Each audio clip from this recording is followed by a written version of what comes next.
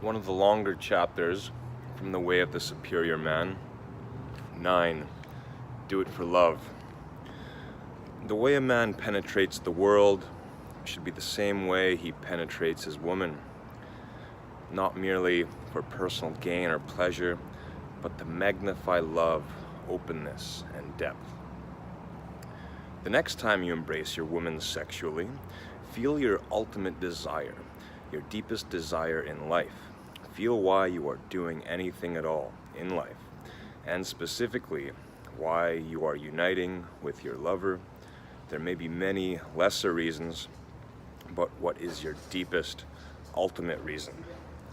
Most men's ultimate reason for doing anything has to do with discovering their deepest truth, enjoying total freedom and love, and giving their fullest gifts. Yet many men settle for enjoying a little bit of freedom and love while incompletely giving their gifts. They enjoy the freedom to buy a nice car, to have loving sex fairly often, and to sleep late on Sunday. They generously donate their spare cash to a good cause, lovingly buy their woman a diamond ring, and happily coach a little league team. These are enjoyable freedoms and real gifts that make a significant difference in people's lives, but for many men, it is still not enough. The freedom or love they have achieved and the way they have given their gifts often leave a sense of incompleteness. Something is still lacking. There is still a desire to go beyond, to untrap themselves, to enjoy life free of a subtle sense of constraint, loneliness, underlying tension, and fear.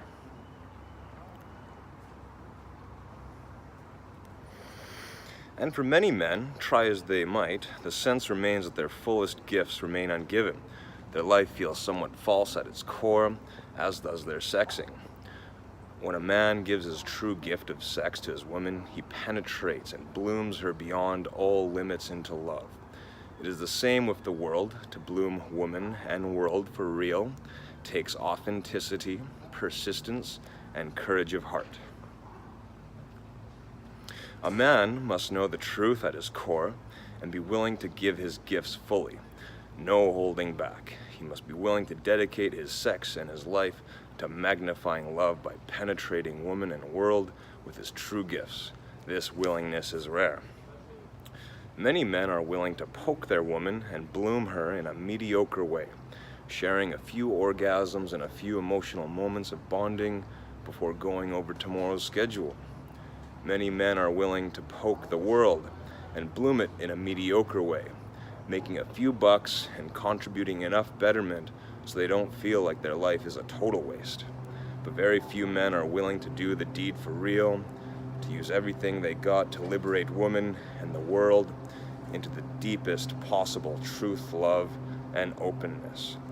Few men are willing to give their deepest genius, their true endowment, the poetry of their very being, with every thrust of sex and life. Most men are limpened with doubts and uncertainties, or they hold back their true drive because of fear. So they diddle their woman and the world just enough to extract the pleasure and comfort they need to assuage their nagging sense of falsity and incompleteness. But if you're willing to discover and embrace your truth, lean through your fears and give everything you've got, you can penetrate the world and your woman from the core of your being and bloom them into love without limits. You can ravish your woman so deeply that her surrender breaks your heart into light. You can press yourself into the world with such enduring love that the world opens and receives your deepest gifts. There is no essential difference between entering your woman's feminine heart and entering fully into the world. Both forms of intercourse, sexually and worldly, require sensitivity, spontaneity, and a strong connection to deep truth in order to penetrate chaos and closure in a way that love prevails.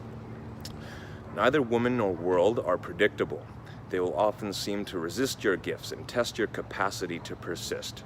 And just as surely, They will tenderly respond to the authenticity of your relaxed ministrations, the freedom expressed in your humor, and the invasion of your adamant love. They will open in love and receive you fully, only to resist and test you again moments or days later. Neither woman nor world can be second-guessed or fooled. They know when you are just dicking around. They want to receive you for real. There are two ways to deal with women and world without compromising your true gifts or dribbling away the force of your deep being. One way is to renounce sexual intimacy and worldliness, totally dedicating yourself without distraction or compromise to the path you choose to pursue, free of the seemingly constant demands of women and world.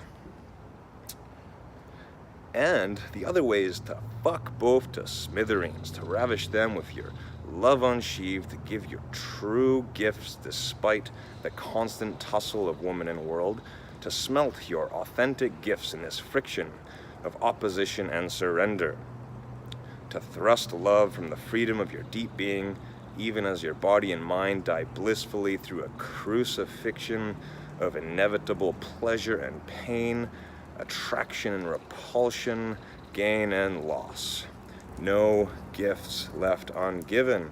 No limit to the depth of being, only openness, freedom, and love is the legacy of your intercourse with woman and world.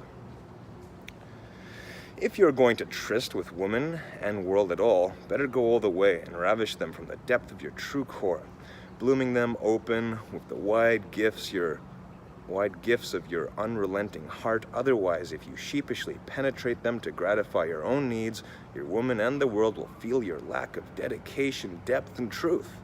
Rather than yielding in love to your loving, they will distract you, suck your energy,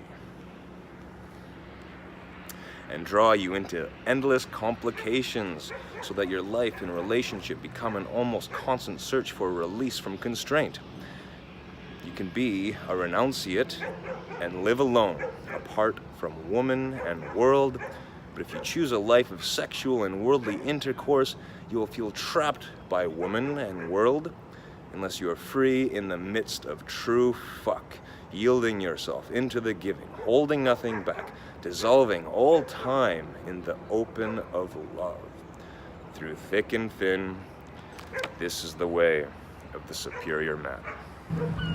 Although the masters make the rules for the wise men and the fools, but I got nothing, ma, to live up to. And this is where I should be taking harmonica lessons.